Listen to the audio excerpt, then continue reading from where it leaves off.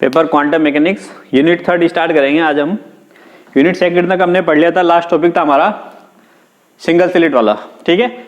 उस यूनिट के अंदर हमने डिस्कस किया था श्रोडिंगर इक्वेशंस को। श्रोडिंगर इक्वेशन में time dependent, time independent, Schrodinger जो वेव फंक्शन होता है उसकी क्या प्रॉपर्टीज होती है और अदर डिफरेंट टाइप्स ऑफ उसके हमने ऑपरेटर्स के बारे में बात की थी। अब हम बात कर रहे हैं यूनिट थर्ड में the solution of Schrodinger equation. Unit 3 में किस चीज की बात की गई है? Solution of Schrodinger equation, Schrodinger समीकरण का हल। अब श्रोडिंगर समीकरण तो हमें पता है, उसका हमें क्या निकालना है? सॉल्यूशन निकालना है। तो Schrodinger equation we no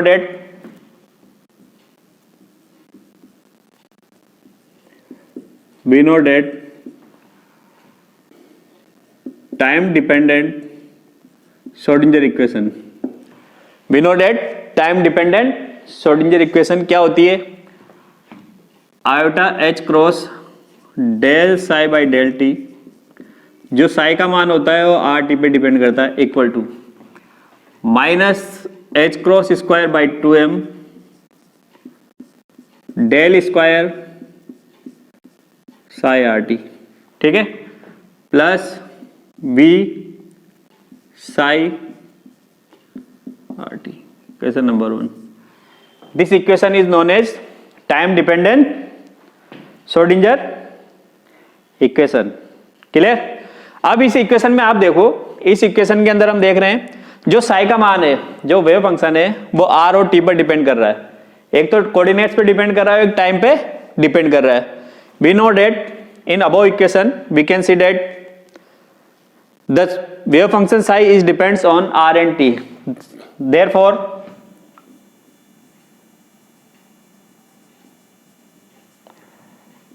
we can write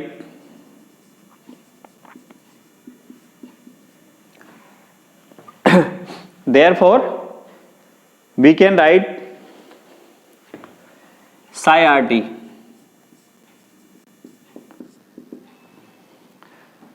we can write psi are t. अब साई आर और टी पर डिपेंड कर रहा है तो इसको लिख सकते हैं हम psi r and phi t, दो क्वांटिटी पर डिपेंड कर रहा है ये। Therefore we know that wave function is depends on r and t, then we can write psi are t equal to psi r phi t using 2 in 1, using 2 in 1 iota h cross del by del t psi r phi t equal to minus h cross square by 2m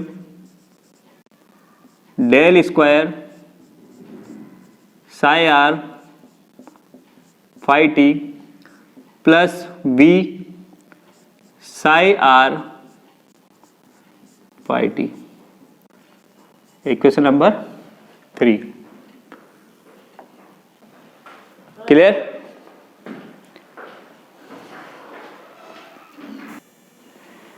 ठीक है, इस equation को अब यहां पर देखो, ये separate variable हो गया तो ये साई आर इसके लिए कांस्टेंट हो जाएगा। यहां पर डेल स्क्वायर है, ये डेल स्क्वायर क्या हो गया? Del by del r, del 2 by del r square. तो आर इसके लिए कांस्टेंट होगा, टी इसके लिए क्या हो जाएगा? आर इसके लिए वेरिएबल होगा, टी कांस्टेंट होगा। यहां पर दोनों इस पे now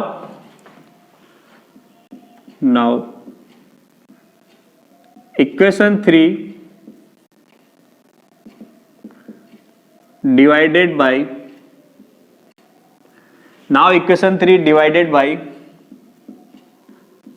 Sai r phi t, इससे डिवाइड कर देंगे तो यहां पर देखो साई आर से साई आर क्या हो जाएगा? कैंसिल हो जाएगा। तो ये बचेगा आपके पास iota H cross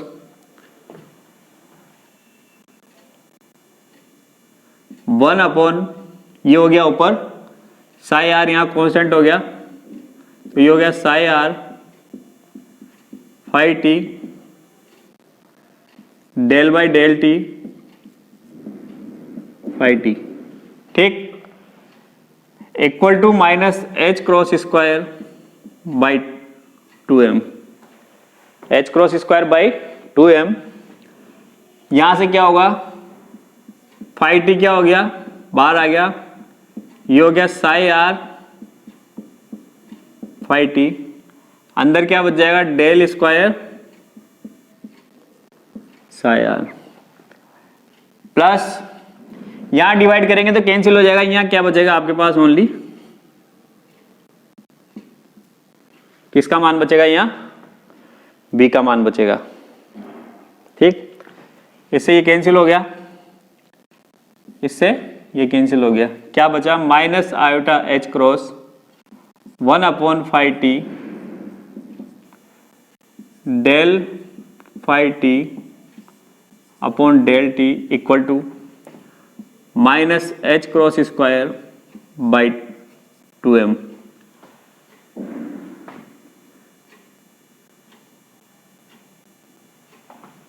plus P को इधर ही लिख देता हूं, plus P del square psi r upon psi are plus B, equation number 4। Clear, ठीक है, यहां तक minus h cross square by 2m del square psi are plus B. अब यहां पर देखो आप इक्वेशन नंबर 4 के अंदर जो दोनों साइड है, ये साइड और ये साइड, इन दोनों साइड के अंदर ये साइड टी पर डिपेंडेंट है, जबकि ये साइड है वो किस पे डिपेंड है, आर के ऊपर। तो मतलब दोनों साइड, लेफ्ट हैंड साइड और right hand side, independent to each other, एक दूसरे के ऊपर निर्भर नहीं करती है। अगर ये दोनों साइड एक दूसरे के ऊपर निर्भर नहीं करती है तो पृथक्करण विधि से, सेपरेशन वेरिएबल मेथड से हम इसको किसी कांस्टेंट के बराबर लिख सकते हैं। नाउ इसमें we know that both side of above equation independent to each other, then by using separation variable method, by using separation variable method we can write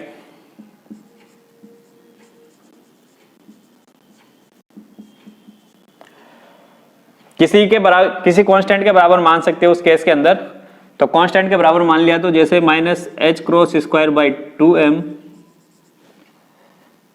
del square psi r upon psi are plus B बराबर E, जहां पर ई क्या है, constant. ये क्या quantity है, constant. इस equation को हम लिख सकते हैं minus h cross square by 2m del square psi are plus B psi r equal to E psi r. Clear, या del square psi r equal to minus 2m h cross square E minus B psi r, E minus B psi r. ये equation number, इसको 5 कर लो, equation number 6। तो इसको लिख सकते हो आप del square psi are plus 2m h cross square E minus v psi r बराबर 0।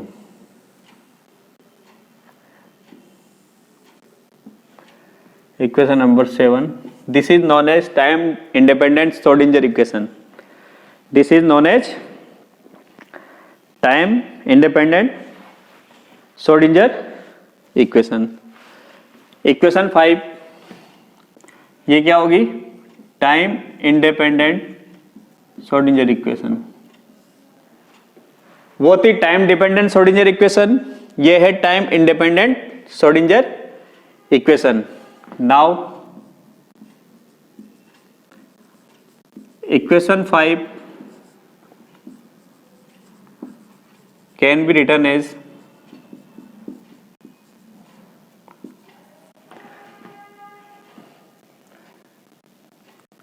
इसको लिख सकते हो आप minus h cross square by 2m del square plus B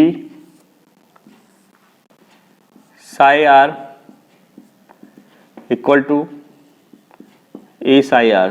ठीक है, ये क्वांटिटी जो होती है ये किसको शो कर रही है? Potential energy plus kinetic energy, total energy को शो कर रही है क्वांटिटी। तो इसको लिखते हैं हम, एच से डिनोट करते हैं, जिसको कहते हैं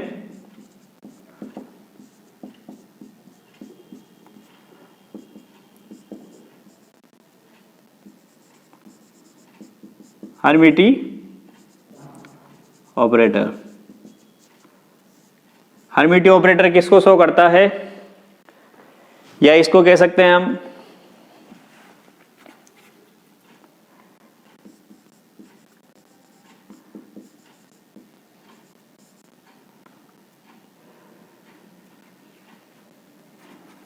हैमिल्टोनियन ऑपरेटर।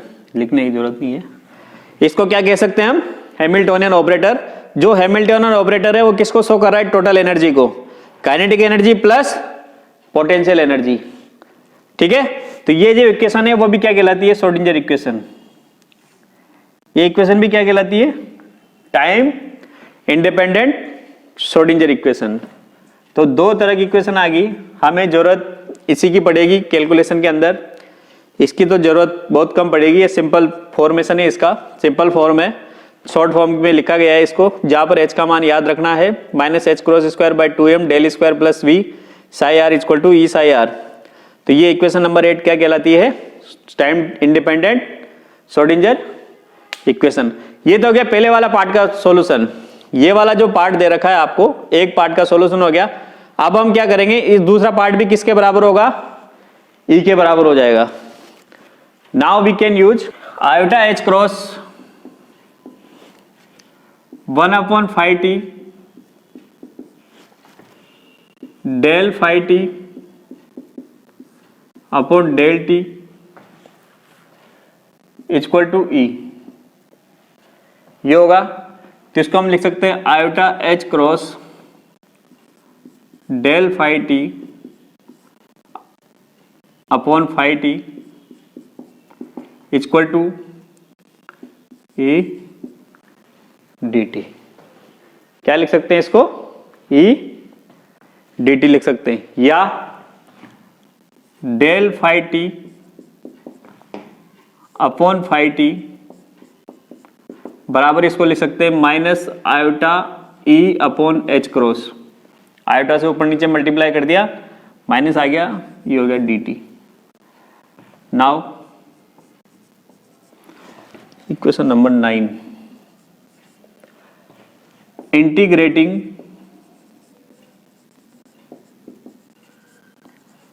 इक्वेशन 9। इक्वेशन 9 को इंटीग्रेट करेंगे तो क्या हो जाएगा? Log of phi T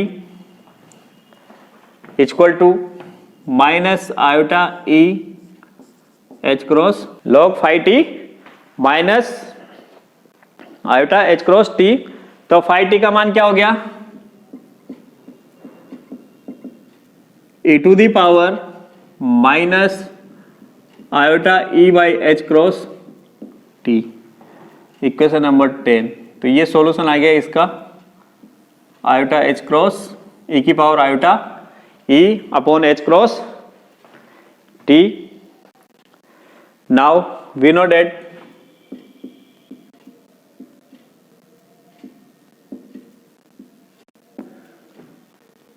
psi are T बराबर क्या कंसीडर किया था, psi R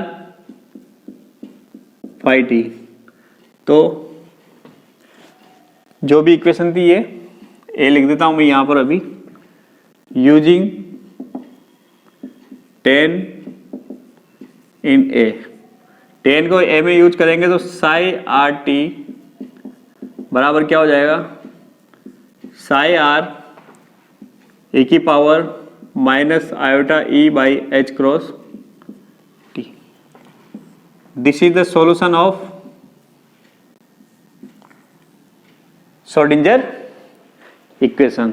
this is the known as solution of Schrodinger equation. अब इसका कॉम्प्लेक्स कॉन्जुगेट संयुग्मी कॉम्प्लेक्स कॉन्जुगेट या इसको हिंदी में कहते हैं संयुग्मी पद, कॉम्प्लेक्स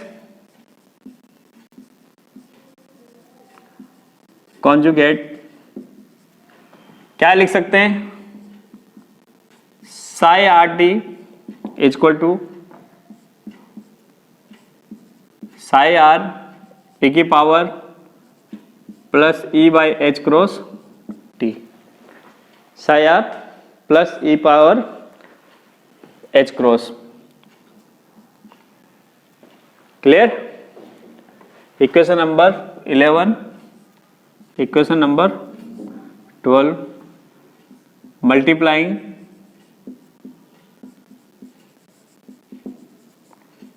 इक्वेशन 11 and 12.